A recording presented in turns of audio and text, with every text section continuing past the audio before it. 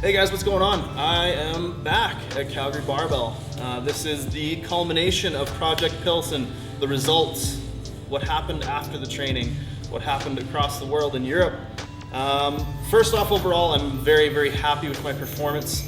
The highlights would be a squat PR, managing to get a bench in my shirt, and a new world record deadlift. And I'll talk a little bit more about each of those. We'll kind of break it down play by play a little bit. But overall, I was very happy. It turned out to be pretty much what I was expecting. I went in without any huge aspirations or without putting a lot of pressure on myself. I wanted to go and I wanted to see how it was done, how the best in the world did it. It was a learning experience, and I feel like I did learn a lot about meets at that level and about being an equipped lifter and what that looks like in its many different forms. So I was very, very happy to go and learn, and I had a great vacation with Selena afterwards. We toured around Prague and Vienna. We spent the night in London. So overall, very, very awesome experience. But let's get down to the lifting. So first things first, I went out and I opened my squat with 335 kilos, I believe, somewhere in that neighborhood anyways. But that felt really, really good. I absolutely buried it. I put it probably much deeper than I needed to. I was having Ryan Stinn of Inner Strength Products. He's one of the Team Canada coaches for both Raw and Equipped. Great guy, great lifter, great coach. I had him calling my depth, and I was kind of waiting, and he didn't say anything. So I got to where I usually dip and dipped, and I was well below parallel. So that was really good. It came up fast and felt great. So perfect opener there. My second attempt, I jumped to 355 kilos, if I'm not mistaken. And again, felt really good, got to depth, stood up fast, and was really happy with that. So my plan was 370, but I told Ryan when I went out for my 355, I said, if this moves really well, 372, 375 is there today. So I got the 355, loaded 372 on the bar, took it down, stood it up, and tried to smile. But my mouth guard was in, so I had a bunch of people ask me after the squats, like, "Whoa, man, did that hurt really bad? Like, did your hip hurt?" Everybody was really concerned, and I was like, "No, I was just trying to smile, but I had a mouth guard in, so it looked weird." But that was a happy moment. So that's 7.5 kilo PR over anything I've ever done before. Quickly climbing in the squat, feeling good about the progress I've made there. I think once I'm going to be switching over to hopefully having somebody else wrap my knees to try and get a little bit more out of the wraps. So I think that'll be a big thing in terms of progress in the future. We'll be, starting to take in my suits a little bit, learning to either wrap my knees better myself or get somebody else to wrap my knees, which it'd probably be the latter. From there, opened the bench raw, 160 kilos. It's probably the most relaxed warm-ups I've ever done. I think I did like 3 warm-up sets and away we went. So warmed up, hit my 160 raw. Not really much to say about that. It was a raw bench press.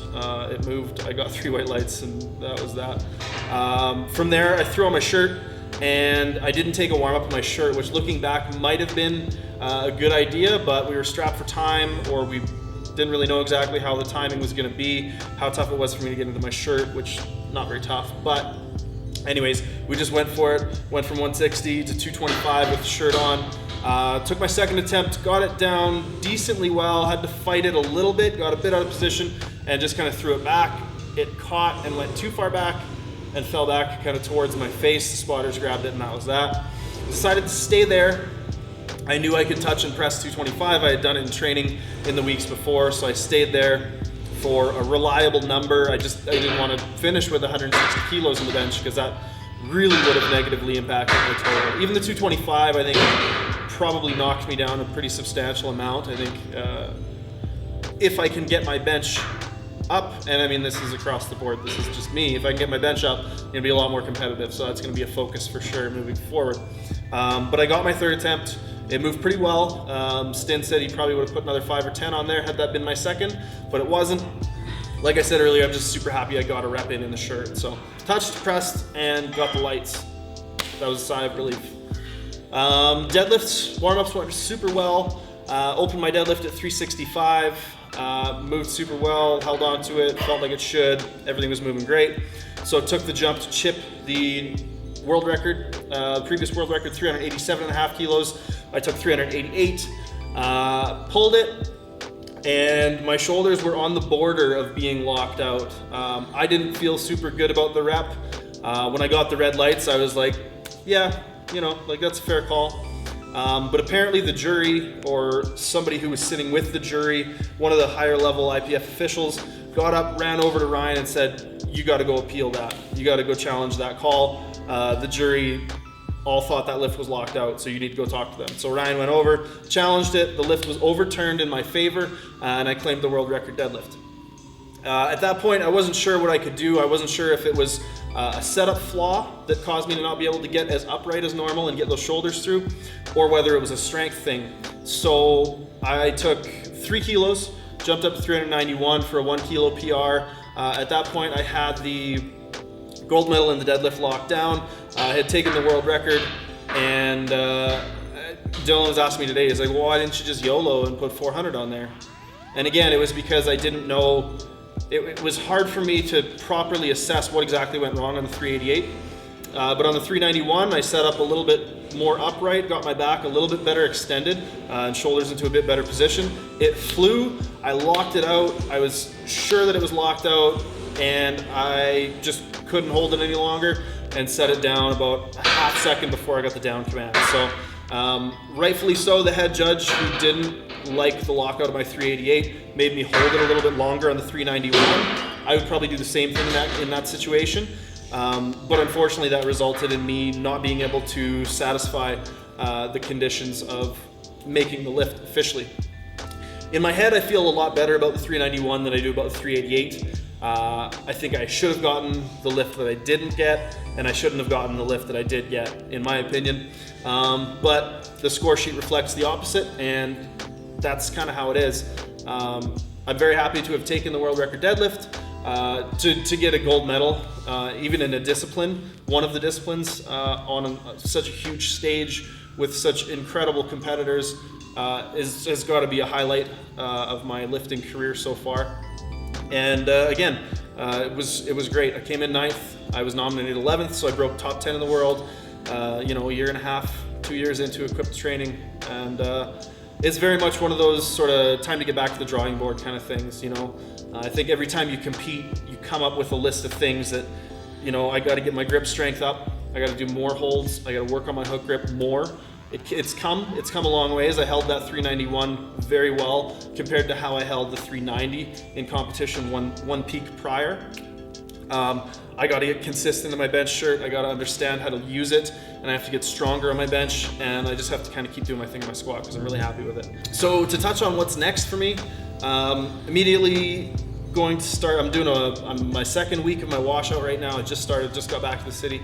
So I'm going to be getting ready for Raw Nationals here in Calgary. After that, about 5 days after that competition, I'm looking at maybe doing the Arnold Grand Prix equipped. That'll be on the Rogue stage. That's a huge thing, like a bucket list competition for me. So if there's any way I can swing that, I'm going to. I'd love to try and do that. So we'll see how feasible it is, training-wise, financially, etc. Past that is going to be Classic Worlds in Calgary. Provided I make the team and win nationals, that's another goal of mine, to compete at Raw Worlds here in my hometown, not hometown, but whatever, where I live. And then from there, potentially Equipped Worlds again in Sweden at the Alico Training Center in November. Again, a lot of this stuff we'll kind of see how it all shakes out, but definitely Raw Nationals and hopefully Raw Worlds. Those two will be high on the priority list, and if I can get the Arnold in, man, I'm gonna. Thanks everybody for following along. I hope I did everybody proud, and I hope I can continue to make progress and do good stuff in the sport. It was an incredible experience watching guys like Semenenko squat 445.5 after blowing his suit out and dumping 440 over his head. If you guys haven't watched the live stream of the 105s, it was incredible. There were more lifters that totaled over 1,000 kilos in the 105s than there were in the 120 pluses, just to sort of put a quantitative measure on just how intense and how deep the class was. So it was awesome to be part of that. I'm gonna stop babbling. We'll see you guys in the next video.